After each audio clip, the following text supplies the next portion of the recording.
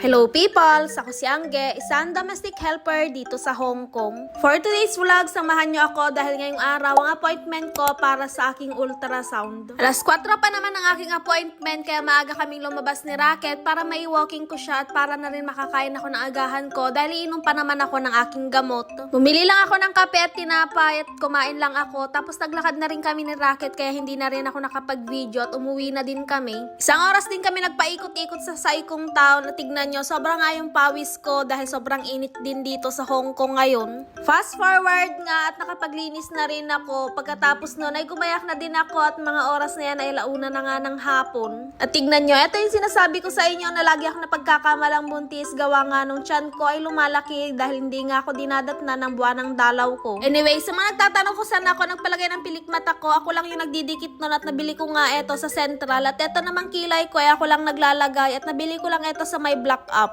Tinuruan lang ako ng pinsan ko at ng ate ko na ito nga ang gamitin ko. Tinuruan din nila ako paano ko ilagay dito sa kilay ko. Kung sakaling makauwi ulit ako ng Pilipinas ngayong buwan na to, sa susunod na buwan, baka magpa-order ako ng ganito at ipapasabay ko nga pagbalik ko ng Hong Kong. Syempre, kahit hindi maganda yung pakiramdam natin, dapat plakado pa rin yung kilay natin para maganda mamaya sa vlog. Habang nagagayak nga ako kanina, nakaramdam ako ng gutom at sobrang kumakalam yung sikmura ko dahil wala pa akong pinasok sa tiyan ko kundi yung tinapay lang na binili ko kaninang umaga. Bumawas nga ako dito sa may sourdough ng amo kong lalaki dahil hindi ko na nga kaya at nahihilo ako at baka nga mahilo din ako sa biyahe ko dahil medyo malayo. Sa mga bago lang nanonood sa akin at hindi nakakalam, sobrang mahihiluhin ko kahit malapit lang yung pupuntahan ko. Pagkatapos ko nga ubusin yung isang slice ng sourdough ay tinuloy ko na rin yung paggagayak ko at syempre hindi mawawala yung baon kong candy dahil etong number 1 dito sa aking bulsa dahil hindi to pwedeng mawala. Hindi ko nga alam kung internal o external yung procedure na gagawin nila kaya naman nagdala na lang ako ng mga kakailanganin ko gaya na lang ng wipes. Sinabihan din nila ako na kailangan ko uminom ng at least 1 liter ng tubig 1 hour before ng procedure. Nakagayak na nga ako at ready to go na at nung paalis na nga ako itong si Rocket ay malungkot nga kasi maiwan na naman to sa loob ng bahay ng mag-isa. Syempre, no choice ako dahil hindi ko naman to pwedeng isama. Wala rin naman yung amo kong lalaki dahil meron siyang trabaho. Di bale, mabilis lang naman yung procedure at wala naman akong ibang pupuntahan kaya makakawid din naman ako ng maaga at ako din naman yung maglalakad sa kanya mamaya. Pagbaba ko nga dito sa may town ay lumipat lang ako, pupunta ako dun sa may sakayan ng minibus.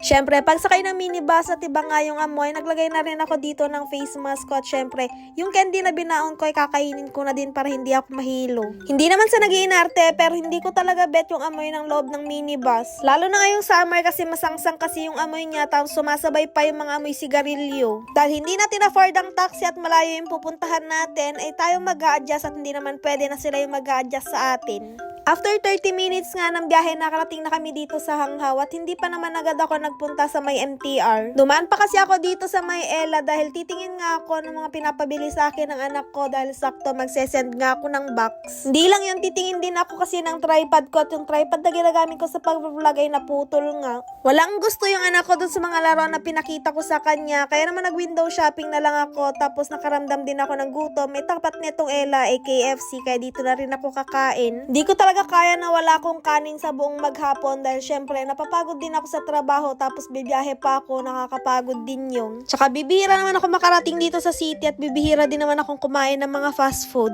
No choice din naman ako dahil dito lang yung merong kanin. At dito lang din talaga kasya yung budget ko dahil sobrang nagtitipid nga ako ngayon. Bilisang kain lang yon dahil nagmamadali na din ako dahil i-withdraw ko pa dito yung binigay ng amo ko sa akin na pangbayad ko para sa aking ultrasound. Buti na lang tagat sinagot nga nila yung pangbayad ko doon dahil kung ako taga magbabayad ay nako, hindi ko taga itutuloy yun dahil nga sobrang mahal. Sumakay na din ako ng MTR after kong nag-withdraw ng pera dahil 45 minutes nga ang biyabahiin ko Hanghaw hanggang Mongkok. Anyways, dito ngayon sa Mongkok at hindi ko nga talaga alam kung saan ako pupunta basta sinusundan ko lang yung drawing na mapa na binigay sa akin. At paglabas ko nga ng MTR dito sa may exit dito sa Mongkok, nako hindi ko na talaga alam pupuntahan ko na parang nga akong ignorante. Nagpaikot-ikot ka ako dyan, inabot pa nga ako ng 30 minutes kakahanap. Buti na lang talaga at ayos nga yung tinanungan kong chikwa at tinuro nga dito. Inabot din talaga ako ng isang buwan na hindi nakakarating ng city kaya medyo naninibago ako. Anyways, nandito na rin ako sa clinic at nag-aantay na lang ako ng turn ko kasi medyo na late nga ako doon sa binigay nilang appointment. Kinakabahan nga ako dito dahil first time ko rin tagang ma-ultrasound. Nung buntis kasi ako hindi ko naranasan to, ni-require nga ako ng midwife ko noon na magpa-ultrasound pero hindi nga afford noon kaya kaya naman hindi ko na naranasan. Nakaban din ako dyan dahil syempre ayoko rin naman ng pangit nga yung kakalabasan ng ultrasound. Nagdadasal ako, sana ay normal nga ang lahat. Sino ba naman ang gugustuhin magkaroon ng bukol sa may ovary o kaya naman sa may uterus? Inabot nga din ako ng more than hour dun sa loob ng clinic. Syempre hindi na ako nakapag-video dahil hindi nga pwede. Ganon pala pakiramdam ma-ultrasound. Bale, yung unang nag-ultrasound sa akin ay yung nurse nga, tapos inabot kami ng 15 minutes. Siguro nahirapan siya, tapos tinawag nga niya yung doktor. Nagulat nga ako dahil lalaki pala yung mag-ultrasound sa akin. Nung una talaga hindi nga ako komportable. Syempre ang inaasahan natin ay babae nga ang gagawa ng mga ganon. Anyways, madami lang mga tinanong sa akin, kagaya na nagtanong sa akin kung may chance ba daw na buntis ako o hindi. Syempre, sinagot ko naman siya na wala namang chance na mabubuntis ako kasi bukod sa lesbian nga yung partner ko, hindi rin naman talaga ako lumalabas ng bahay. Ang tagal nga niya ako in-ultrasound, umabot din kami ng 30 minutes sa loob. Then after nun, pagkatapos nga ng ultrasound, sinabihan lang ako na mag-aantay ako ng 1 week para sa resulta. Kumalma nga lang yung isip ko nung sinabi sa akin ng doktor na wag masyadong ma-stress dahil hindi naman very serious.